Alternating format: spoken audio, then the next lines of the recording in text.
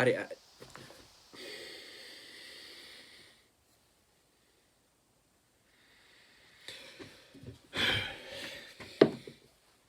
Cowboy. Howdy, I'm Jammer.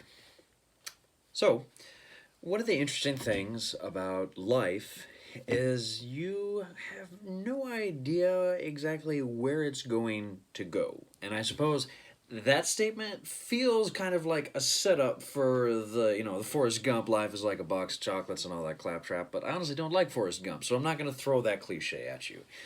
Instead, I'm kind of just going to offer myself and also everybody else, because by the time this video gets released, it's probably going to be the year 2021. And interesting thing about the year 2021 is at the time of this recording, it's 2020. And hopefully it's not too far gone. Everybody remembers the year 2020 and what it brought. For some of us, it just brought a year of frustration. For some of us, it brought a year of pain. For others, well, fill in the gaps. For myself, I can only observe that 2020 literally began with the end of my marriage.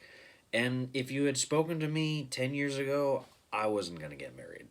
And then if you had spoken to me 5 years ago, I was going to be married until the day I die.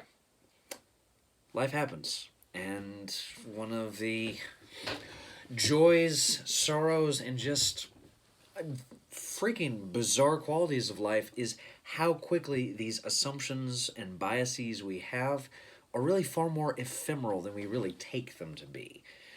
Now, what does this exactly have to do with comics? Well, as I am just beating this dead horse over and over again, or maybe a better metaphor is just, as I'm always just beating this drum, always, always, always, comics is art. And one of the fundamental purposes of art is to communicate to other people your perception of reality, your experience of reality, the ideas and visions that you hold sacred, or just what is the nature of your integrity. But more than anything else, it's about communicating life as we experience it. And it's hard sometimes when so much of comics is divided purely into, again, as always, the newspaper gag funnies, in which case you have talking heads making bad puns for the most part, and then superhero comic books. Now, both of these genres are fine and dandy and legitimate as a means of expression. But again, one of the things that I really like about comics is that sort of dividing line, or not dividing line, excuse me, just the pure enumeration, the myriad ways that comics can manifest. And especially when people approach comics not simply as a means of telling fantastic stories, though I'm always happy to hear those, and we're going to keep talking about them here on the channel, but also talking about what's known sometimes pejoratively as slice of life comics. Now, I've done one or two comics like that before. The work of Jeffrey Brown is probably one of the best examples of this. His early comics like Unlikely, AEIOU, and Clumsy, which I have reviewed on this channel, by the way, are excellent books at sort of observing day-to-day life.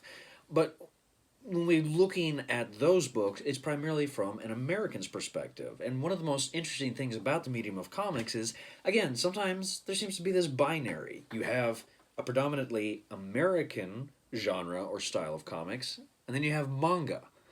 But that's not the whole picture. And in fact, when we consider the work of a great number of European artists, people like Hergé, who I have every intention of getting to at some point, there's a long tradition of great European cartoonists who explored both the fantastic as well as the mundane. And one of the best examples of one of the latter category is this book here, 5,000 kilometers per second.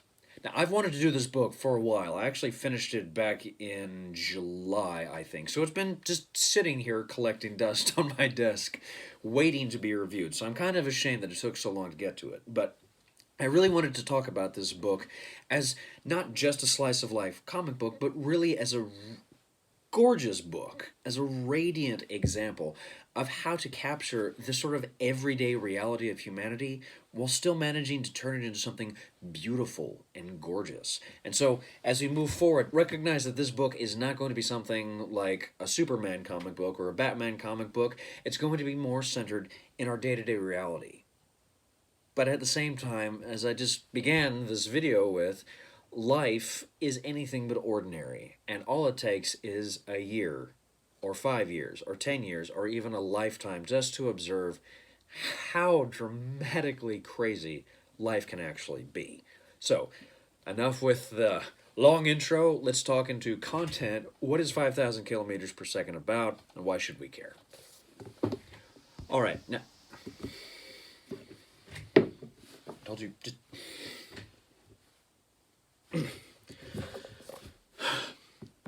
where was I? Yes. So, 5,000 kilometers per second. I just realized a second ago, I forgot the author, Manuel Fior. Again, as always, my apologies for pronunciation. My Italian is non-existent. Like, the only Italian training I ever got was playing the Assassin's Creed franchise when I was in my early 20s. So, apart from being able to say Ezio Auditore da Firenze, that's about the extent of it. So I apologize if I butcher all the names, places, just what have you. Now, 5,000 kilometers per second is a love story, but it's a what most people would probably consider a sad love story, which is a fancy pants way of saying, spoiler alert, the protagonists don't end up together. So in this way, 5,000 kilometers per second is an exploration of, one, the love that we sort of encounter and feel in the course of our lives, but then also trying to understand how there are some instances where love doesn't work out.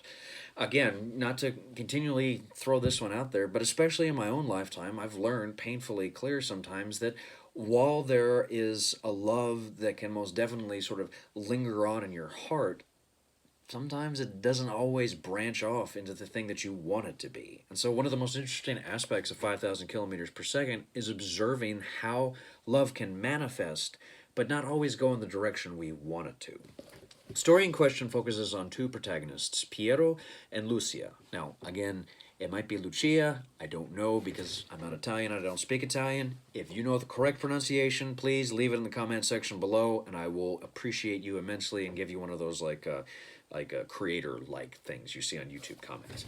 Whatever the case, Piero is a young man living in Italy with his friends when one day he observes across the way a beautiful young woman living in an apartment complex across the way. Now, you'll note there's also another young man with him. I honestly don't remember that character's name. Please forgive me. But what's important here in these early pages, we observe Piero as a teenage boy and Lucia as a young teenage girl, just sort of encountering one another. And as the reader progresses through this first chapter of the book, we see them eventually interacting and sort of having the early stages of a love affair. But what's unique about 5,000 kilometers per second is it's broken up into small stories, because just as we observe Piero and Lucia hopping on the motorcycle together, no, I'm sorry, that's Piero and his friend, but as we observe Piero and Lucia sort of beginning their love affair, the story then cuts forward several decades when Lucia is suddenly in Norway on a vacation, and she's predominantly going on a vacation because she and Piero have been having difficulties, as in a lot of difficulties. And while she's in Norway, she encounters a young man who she finds relatively attractive, and then one thing leads to another, and she begins to recognize that, you know what, I might not want to go back to Piero. I might want to just stay here in Norway and form a relationship and a life with this man.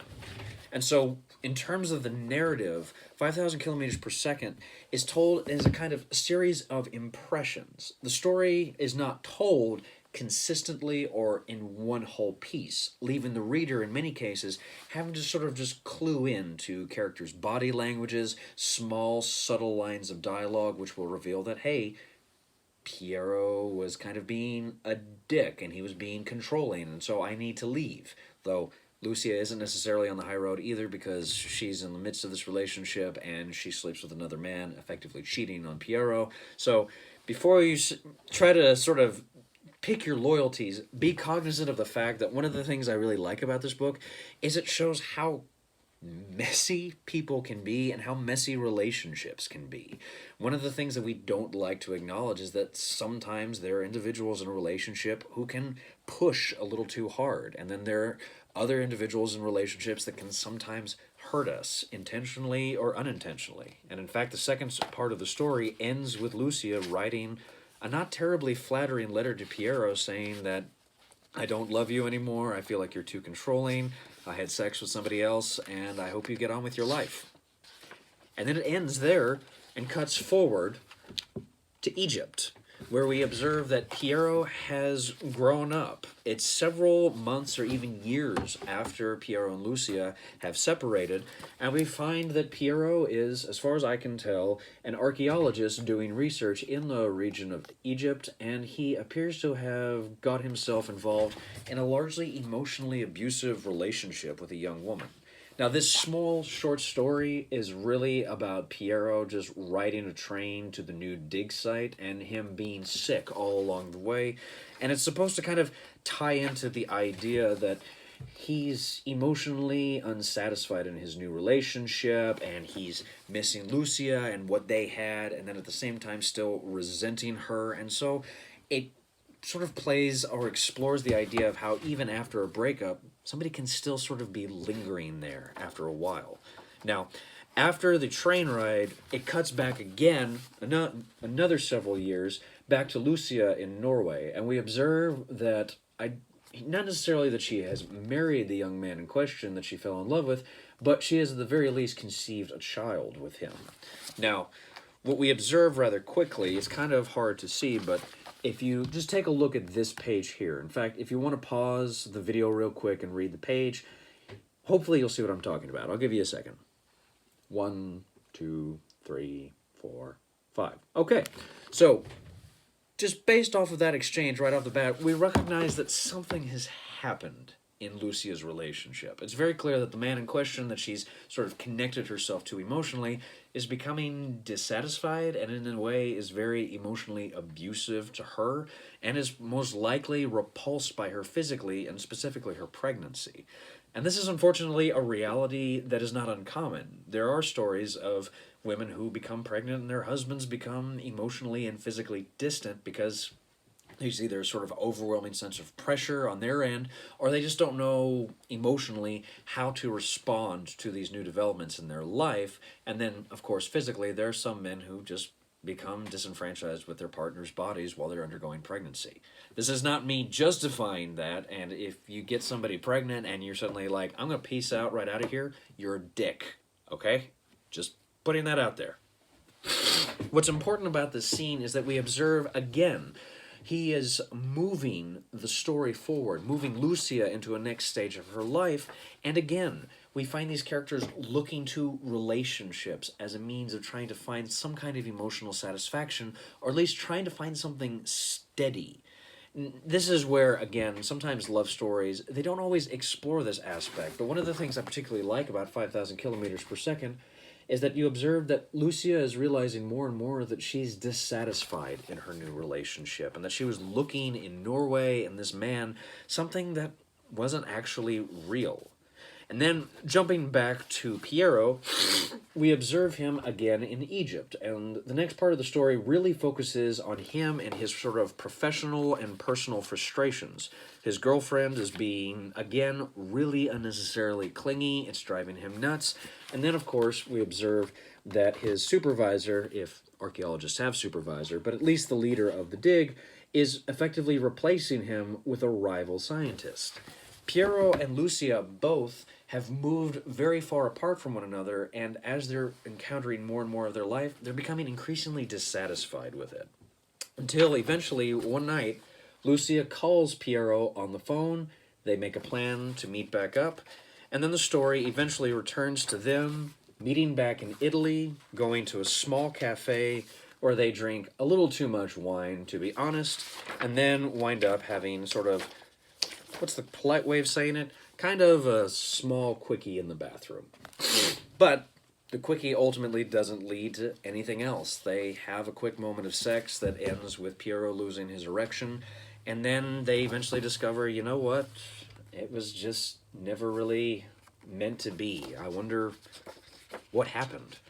And the story sort of ends, not necessarily on that somber note, but it returns. The last few pages are a return to the pair of them as teenagers, where you see them kind of encountering one another, being in the moment in their relationship, and feeling that early surge of what's sometimes referred to as NRE, new relationship energy.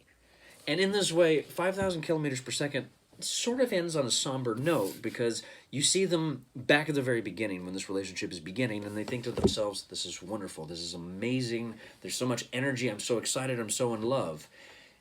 And the reader is left kind of saddened because they know that as much as this young energy exists and there's so much happiness there, it's not going to end up the way they want it to.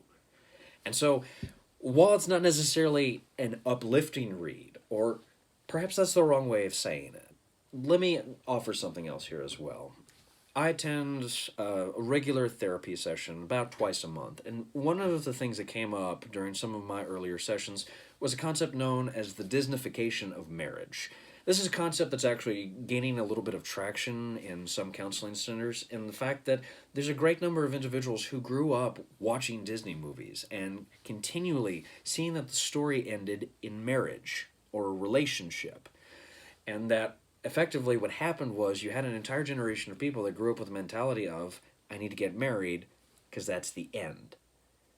And it's not. One of the things I really like about 5,000 kilometers per second is it shows you that life is not a solid end goal.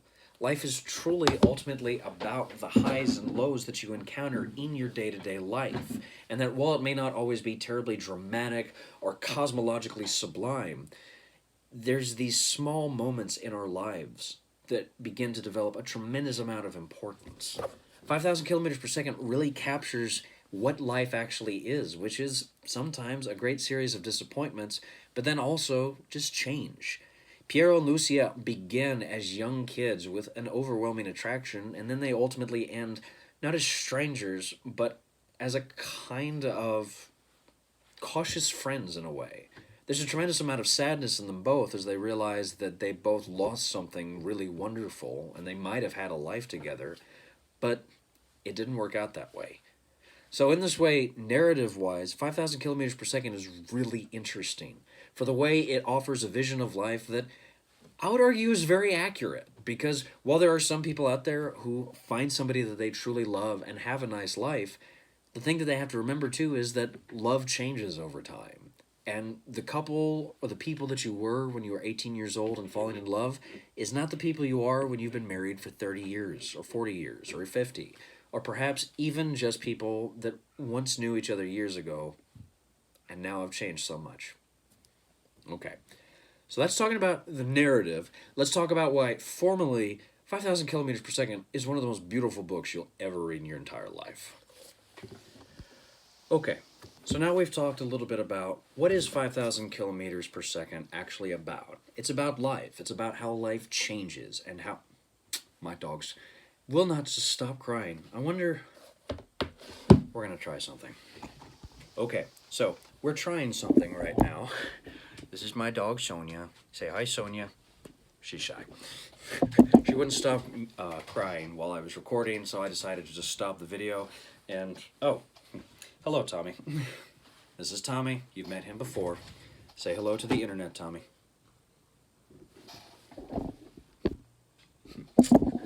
Okay, I'm going to be talking with a cat in my lap, but that's all right.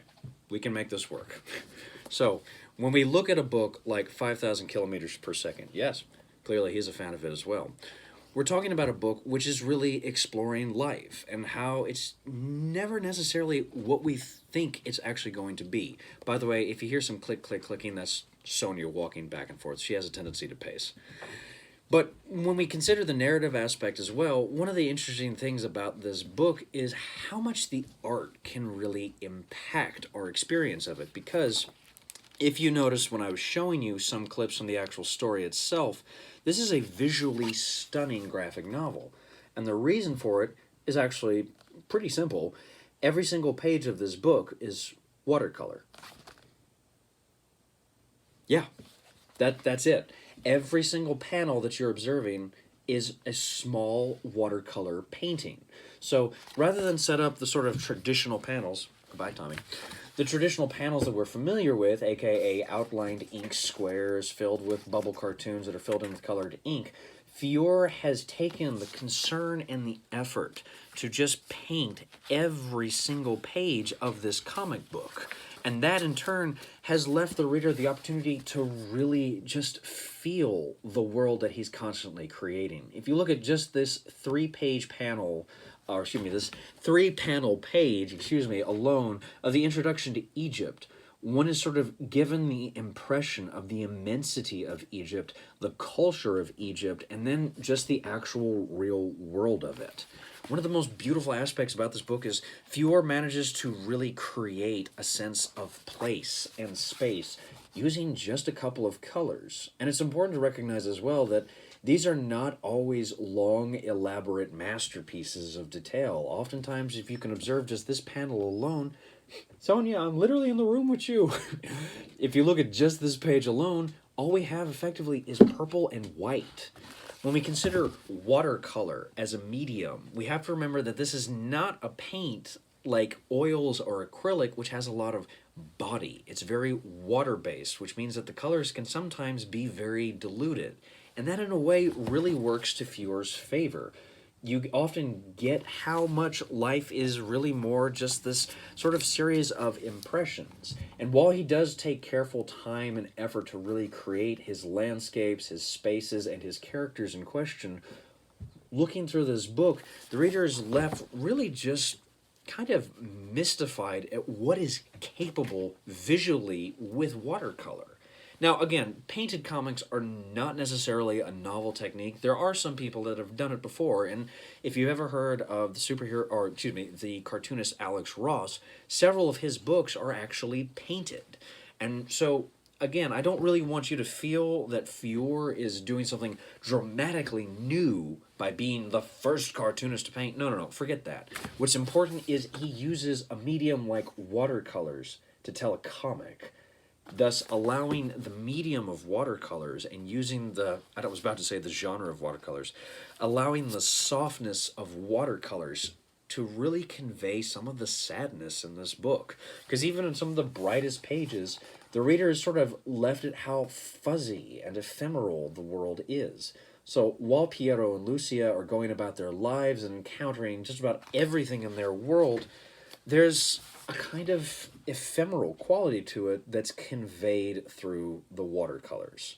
Now, also something that's really important as well, hopefully you can see just by the pages that I've shown you as well, another thing I really like about Fior is he understands how important panel arrangements can be. So if we look at this page right here that I've shown you, you can see this full page panel is designed not simply to sort of communicate, okay, we're in the ruins of Egypt, we're in the sort of tropics of Egypt, we are in a foreign land. We're also able to just observe that the immensity of this space is interrupted by these word balloons. And so while Piero is in Egypt, a land of immense beauty, I'm using the word immense a lot, but you just feel the power of this space. At the moment when he should be researching Egypt, something that he cares a great amount, or when he should be appreciating the beauty of this world, he's on his cell phone, talking to his girlfriend, who's basically accusing him of ignoring her. And so we kind of observe one of the sort of constant problems of this book, or particularly the problem with these characters, is they're unable to really get outside of their own heads. So, narratively speaking, Piero and Lucia are continually being bogged down by their inability to appreciate the beauty of their world and looking to their relationships as a means of finding happiness and satisfaction. And looking at Fior's watercolors and looking at how just radiantly he sort of presents and explores his world, we can see that narratively speaking, the watercolors are a way, the watercolors and just the colors themselves are able to sort of transplant us out of our world and just sort of live in this universe.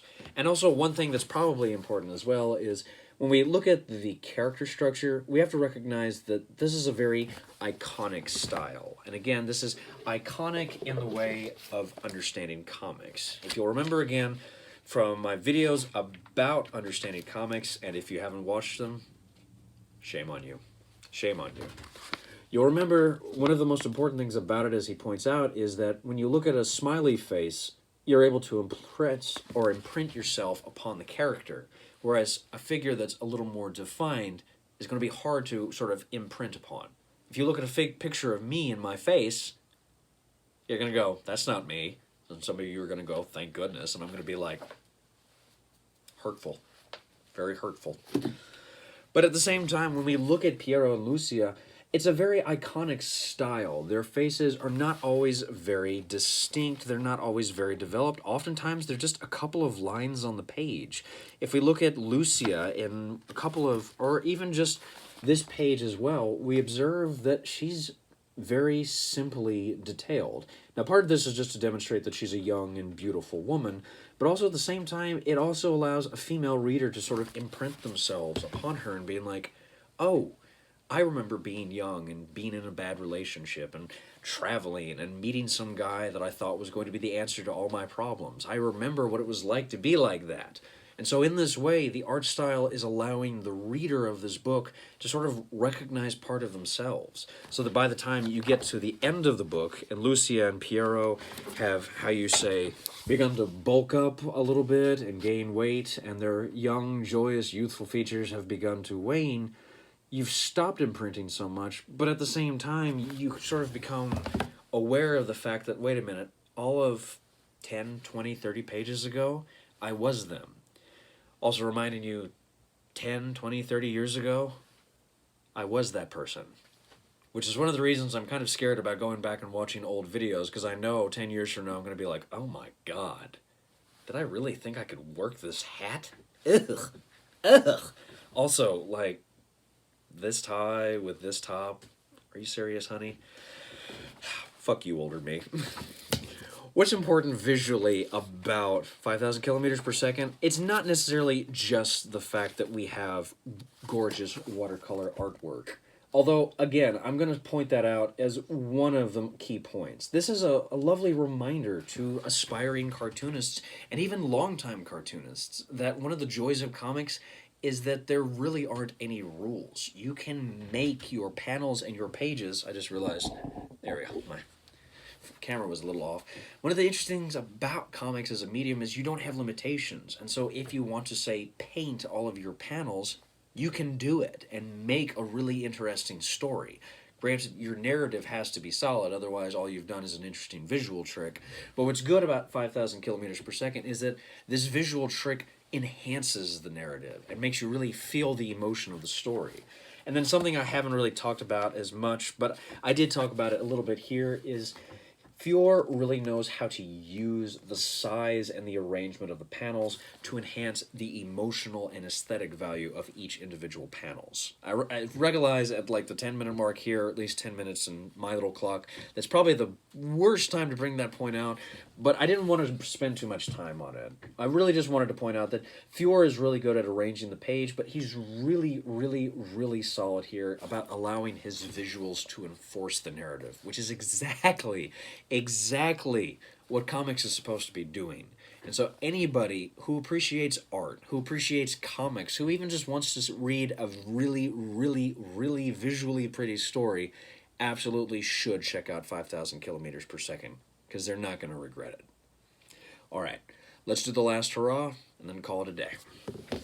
Also, I just realized my office door is open, so the sound of my television may be coming through. It may not be coming through. Sonia, do you want to say hi to the internet again? Say hi, Sonia. Hello, internet. I'm Sonia. Ah, she's a real heartbreaker, I'll tell you. What was I doing? Oh, yes, the last hurrah. 5,000 kilometers per second. What else is there to say? It is a radiant book. I picked this book up not knowing anything about it. I just looked at the pretty purple of the color. I looked at the watercolors, and I was like, whoa, I need this. And I was really happy to observe that after I had finished it and read it, I was just left absolutely spellbound. This is a beautiful book for the way it captures how much life can change and alter, and how the plans that we make are not always going to last. That the people we know that we are now are not going to be the people that we are 5 or 10 years down the line. Or sometimes that the love that we think we have in our hearts isn't always going to be enough. And sometimes it's going to be gone. And we have to find a way to continue on. Narratively, the story offers so much. And then visually, again, I cannot say enough about what is, in my mind, one of the most beautiful books I think I've ever read in my life, for the way that Fior is able to use watercolors and their gentleness as a way of sort of expressing the emotional fragility of these two characters who are constantly left wanting for something in their lives. And by the end, maybe they haven't necessarily found it, but they have at the very least found something out of each other and what role each of them has played in the other's development. Visually, visually these comics are radiant, and they offer us an impressive vision and an important reminder that comics, when done right, can be absolutely beautiful. And even the most commonplace of moments can be absolutely stunning and remind us what it means to be human. All right, I think I'm going to call it a day there. Thank you so much for watching. I really appreciate it. Also, if you only watch for my cute puppy dog, I completely understand. She's adorable. When it comes to 5,000 kilometers per second, it is a It is a Fantagraphics book, so it's going to be a little more difficult to track it down. Also, I don't believe these were originally put out as separate issues. I believe this is a single contained graphic novel. So check out your local comic book shop first. If they don't have it, they can probably order it for you. I don't believe this is out of print because it only came out, I believe, last year. There's no copyright page. Well, okay then. Well, anyway. Oh, no, wait. Came out in the year 2010, I believe, or about that time period. So it's a couple years old at this point, about 10 years old. Oh my god, I'm so old. Anyway, check out your comic book shop. They might have a copy of it. If not, they can order it for you. Also, don't forget, you live in a country, in a world with free public libraries. Yeah. Check out your local library, because they might have a copy of it, and if they don't, they can get it to you through interlibrary loan. Please like, share, and subscribe, all that jazz. It guarantees you that there are going to be more videos, and also plenty of opportunities to look at me and go, oh my god, what a goof. So, thank you so much for watching. I really appreciate it. Go read some comics.